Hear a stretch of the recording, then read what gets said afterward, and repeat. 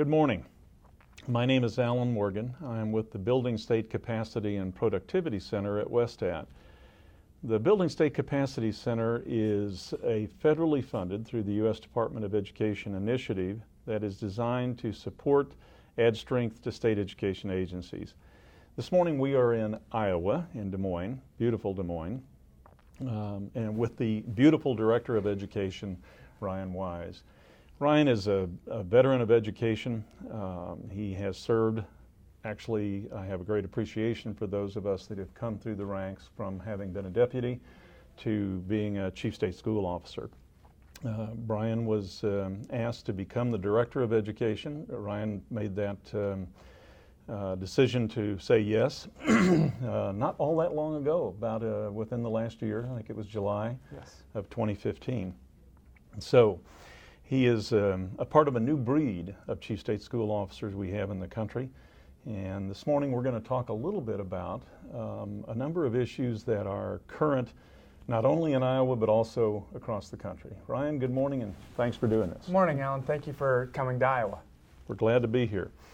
Let's talk a little bit about one of the landmark pieces of legislation at the federal level that all of us who've had a kind of history or involvement, or frankly, if we've been living or breathing in the United States, you've heard about No Child Left Behind, and we know about the importance since 1965 of the Elementary and Secondary Education Act. Well, this iteration, many of us call Every Student Succeeds Act, is a time in our current status and also in our future that gives us some great opportunity and challenges for those of us that are engaged in some way with state educational policy leadership.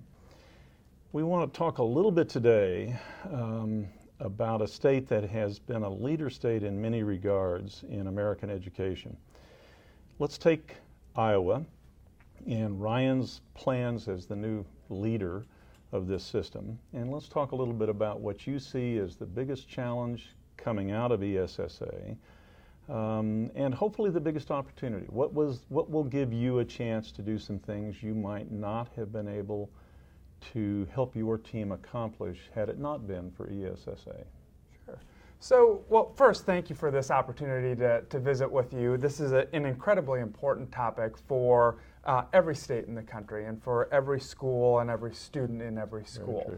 And we in Iowa are tremendously excited about the opportunities that ESSA presents to states and to our school system to really design an accountability and support system that benefits all students and ensures that truly every student does succeed, and that we now have ownership over both what success looks like and how we get there. You asked about challenges, and for me, the biggest challenge relates to just how seismic of a shift this is from No Child Left Behind to Every Student Succeeds. And anytime you make big shifts in behavior, in requirements, it naturally creates anxiety and some natural transition challenges. And so in Iowa, we're really trying to think about what will those challenges be and how do we work through those. So if you start just with the law itself, it's over 1,100 pages. Wow. There's a lot in there, and a lot still to come in terms of guidance from the U.S. Department of Education of exactly what do we need to do, what do we need to produce as a state. So as I think about challenges, I think about how do we shift from what was required under the old law to the opportunities given under the new law? How do we make sense of everything that's in there? And then how do we most effectively engage stakeholders in that process? So take that set of challenges, which you've spoken to both in the context of the challenges coming forth, but to some degree the opportunities. Take the latter part. If you could pick 2 or 3 things that you think are fundamentally important to get done, fundamentally important for Iowa before November, the fall at least, September of 2017, what are those kind of key things that just have to get off your to-do list? So I think the biggest piece is really aligning as a state around our vision and theory of action. What is it that we want to do? And if we do those things well, what do we hope to achieve? Really having clarity on that vision and how we're going to get there in schools, in our intermediary service agencies, our area education agencies, at the State Department of Education, and then among students, parents, and other stakeholders to really ensure that there's that deep alignment, that everyone knows where we're going and everyone knows they have a role to play in that. I think that's the biggest piece. And then really ensuring we have a coherent approach, that all of the different pieces of the Every Student Succeeds Act fits together. Whether you talk about the accountability and assessment system, preparing our teachers and leaders, serving English language learners and students of diverse backgrounds, that all of those things that we do make sense not only in the context of that individual part of the plan, but as a connected whole as well. So the challenge I am guessing you have, but I have a lot of confidence in your capacity to address this challenge, but that we've heard about in other states as well in these kinds of conversations, has to do with communication. Trying to build stakeholder, I mean, it sounds kind of corny, but stakeholder ownership, involvement is, it's not easy. You've got a very talented strategic communication team here in this agency. You have, you and I have been involved in some activities with the Building State Capacity Center back last year as it relates to strategic communication.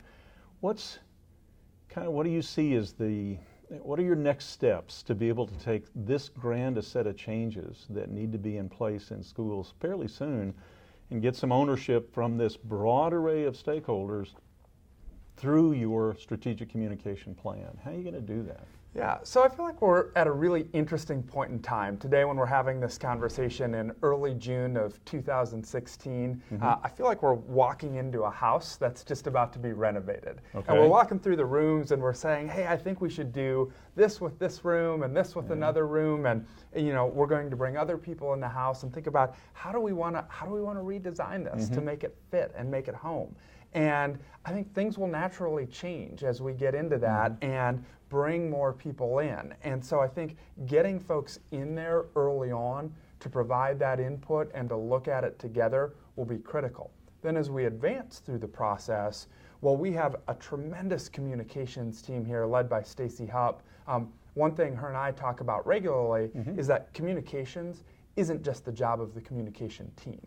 It's all our job at the agency. And so it's really those people working in the programmatic units that are helping develop and design each component of the plan, ensuring that they have the support they need to communicate effectively with those constituents and stakeholders they're working with regularly. So it's really taking that, I think, that team approach and ensuring that others are empowered to communicate with those in the field, and that ultimately we're all aligned on what we're working toward. So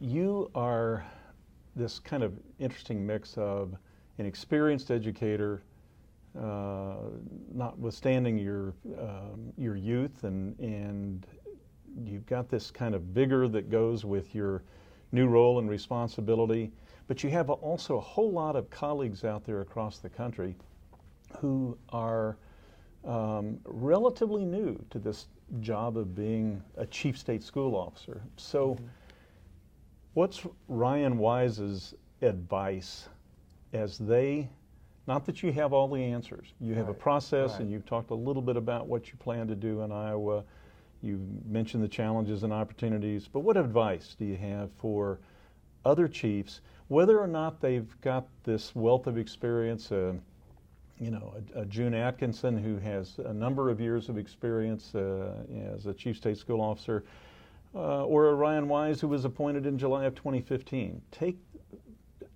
that kernel of counsel, if you will, that you would give to other chiefs. What do they need to be thinking about as well as they go forward with ESSA? One of the benefits I feel that I have coming into this role and having been in it now for about a year is we've taken on some major strategic initiatives. We have a statewide teacher leadership and compensation system. We have a statewide early literacy initiative. We've done a statewide review of several sets of standards. And I know other chiefs have done similar things. And what I've found helpful when taking on those big, comprehensive statewide initiatives is to really stay focused on what are you working toward? What's the vision? Because in any undertaking like this, there are hundreds of questions and decision points along the way.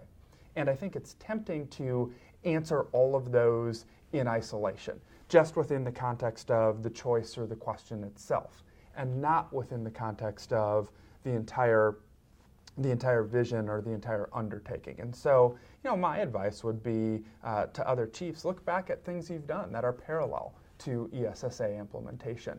What's worked well? How have you always drawn it back to the vision of success for your state? And transfer that work to what we're trying to do with ESSA implementation. So let me attempt to paraphrase what I think you described as the imperative. The imperative is understand and be clear about your understanding of the vision for this set of substantial change, how it's going to ultimately improve teaching and learning, and be able to communicate and build support for that vision amongst the huge array of stakeholders that all believe they own the system, and they do. That said, is that kind of maybe in more words than I should have used, but is that pretty much what you're suggesting as the advice to other chiefs? That is, and I think, finding the big question we're raising right now internally is, what does that engagement look like? And how is that vision crafted, and how do you do that in the most effective way possible? Because you can't walk in with a blank sheet of paper, with 100 stakeholders and say, all right, let's group write this plan. Right. There has to be some structure and some guidance. At the same time, none of our stakeholders want to be a rubber stamp. They want meaningful engagement in the process. And so finding that balance is really at the heart of this work. And so for us, now sitting here in June of 2016, that's the big question we're wrestling with. What does that engagement look like, and how do we do it? And I know other chiefs are raising the similar issue right now and plotting, I think, a similar course forward.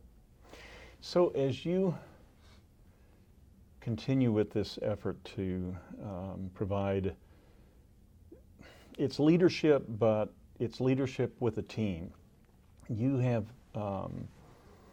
you're part of about roughly a third or so of the chiefs in the country that have a particularly strong relationship with the governor. Now, that doesn't mean 2/3 don't have strong relationships, but given the way you come to this role as Director of Education in Iowa, the governor's office is substantially important to you, not only in helping the governor accomplish, in this case, but what he or she in other places have in mind with regard to their legacy on education.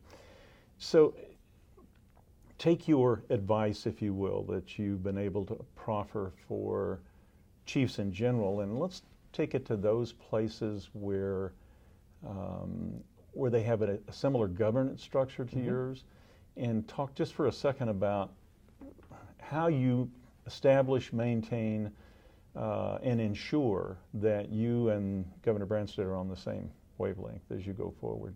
Yeah, so Governor Branstad has been a tremendous leader for education in Iowa for decades. And as you mentioned, I am governor appointed. He appointed me to this role along with Lieutenant Governor Reynolds almost a year ago. And we are in regular contact. They have a senior education advisor, Linda Fandel, who has been in her role a number of years since Governor Branstad was reelected back in 2010. And so we have a very strong relationship with the governor's office, as you would expect in a governance structure where the director or commissioner is governor appointed. And so we will be sure to include the governor's office in these conversations as they go along, and they're a critical stakeholder in this effort, as governors are in every state, regardless of governance structure. And at the same time, we know we have lots of other stakeholders as well, as the governor's office would also acknowledge. And so while I am governor appointed, we know we have lots of people to engage in this work. Yeah, very helpful. So we've talked a little bit about ESSA and the structure you've got and some plans and the importance of communication.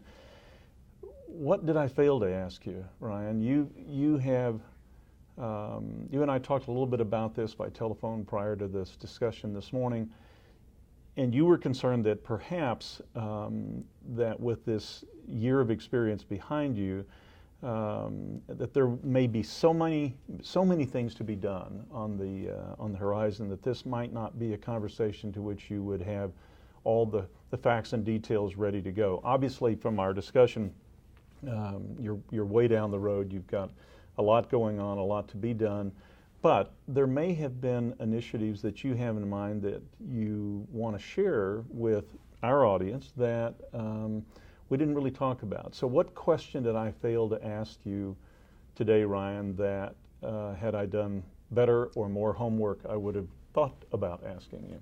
Well, I think one thing that's interesting to consider is how will ESSA transition impact states that had a waiver from No Child Left Behind versus how will it impact states like Iowa that were non-waiver states. And so we at this point feel fairly fortunate that we were one of the few non-waiver states, because we don't have to go back and rehash through lots of difficult transitions that happened in many states to get the waiver. So we feel like we're well positioned, being a non-waiver state, to kind of make a clean break from NCLB into life under ESSA. And I think it presents a tremendous opportunity for us in Iowa to build off of some of the things that we went forward with. And so to transition to your other question about initiatives, again, I'd bring it back to a few primary ones, like our comprehensive teacher leadership and compensation system.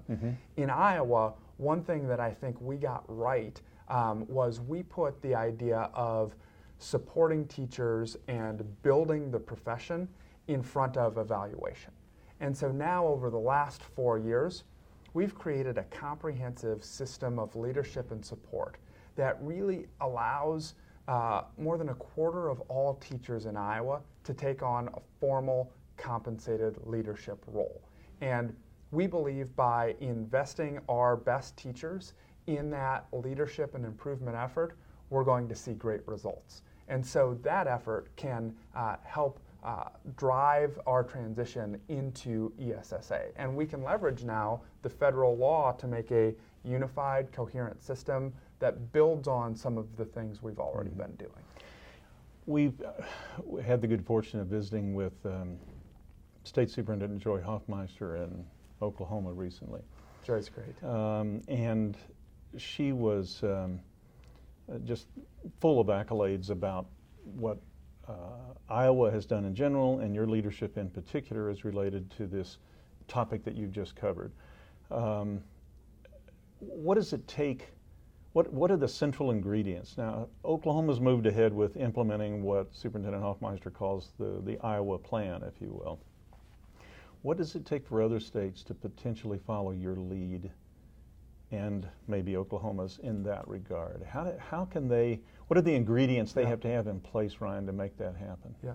So I think one of the reasons Iowa has been successful in a few areas, particularly our development of a comprehensive teacher leadership system, is because we've taken a consensus building approach that has had a clear vision of what we want to do, but has really brought in people to help shape it. Our TLC system, as we call it, was really the outgrowth of a 25-member task force that met for nearly a year to talk about, if we went down this road, what should the system look like? And so they were able to reach consensus on a number of key recommendations. The department wrote legislation that was largely aligned with the task force recommendations. It went through the legislative process, built stakeholder engagement along the way, and we ended up with our system. We've done that in a number of ways. We also just completed a comprehensive reform of career and technical education in Iowa, and are incredibly excited about the work in CTE and the connection to workforce issues to ensure that Iowans are prepared, both in their knowledge and skills, to take on the jobs of the future here in our state. And so again, that was the outgrowth of a lot of consensus building and the work of diverse constituencies coming together to really form and shape a plan that ultimately was easy for the legislature and for the governor to jump in and support. If you look at our legislation on TLC, you look at the legislation on CTE, both of those passed almost unanimously in both the House and the Senate and had the governor's signature. So when you get that front end engagement and buy-in, it makes it easier when you get to the critical passage points. Mm-hmm. And the real, I guess, mark of success is the degree to which practicing classroom teachers come back from this and say, you know, this is not just another, great idea that's been, laid upon us from Des Moines. This is really an opportunity to improve practice and to improve teaching and learning. So, and it sounds like thus far, from what I gather as an outsider, that teachers in Iowa are in fact embracing this as well because they've had some ownership in the creation of the system. Is that an overstatement? It's not an overstatement at all. Teachers, I spent a lot of time in schools. I visited 56 school districts in my first year in this role. And every single week I was in schools and talking to teachers, talking to students, really getting a sense of things. Yesterday, in fact, I was at a professional development system with 10 different districts with teachers who are moving into these leadership roles.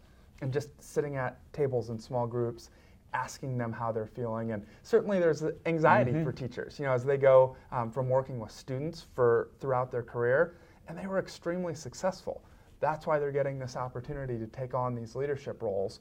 Now they're working with adults. Yeah. And that can be a different ballgame in many ways. And so it's a big transition for those teachers. But I'll say in our first 2 years of now 115 districts that have been implementing the system, people are feeling tremendously positive about the opportunity it gives teachers to really take on a leadership role, to really have a voice in what a school does, how the culture operates day to day. And so it's exciting. I would certainly also add, it hasn't been painless. And if it were painless, I'd be worried. Because it would simply be more of the same. That's right. So I think, the fact that there are growing pains, but they're not to the extent that they're slowing down the growth is encouraging. That's great. Ryan Wise, Director of Education with the Iowa Department of Education. Alan Morgan with the Building State Capacity and Productivity Center at WSTAT. We are very pleased, honored to have had you as a part of our discussion in this series, and we thank you for the work that you do now. And we're all looking forward to what will be the work that you're doing in the future. Thanks, Ryan. Thank you, Alan. Very much.